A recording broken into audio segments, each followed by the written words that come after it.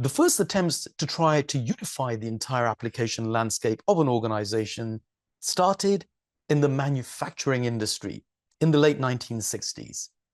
Here, they were trying to streamline the manufacturing processes and the business-based application layer across the entire company. This was known as MRP, or Materials Resource Planning.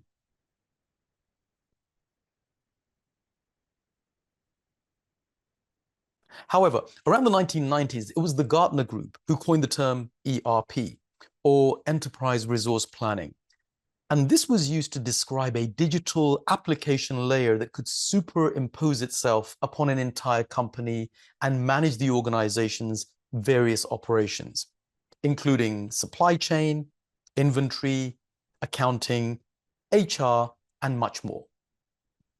There's now an ERP solution for all industry sectors. And of course, today, the ERP layer of an organization doesn't have to be on-premise as it has been traditionally, but actually can be cloud-based as well. For example, there are industry sectors using ERP in the form of FDM4 ERP and Apparel Magic. These are ERP solutions for the clothing industry. Fieldwire and Contractor Foreman are ERP solutions for the construction industry. Quantum Leaf and Brand Trees are actually ERP solutions for the burgeoning cannabis growing industry.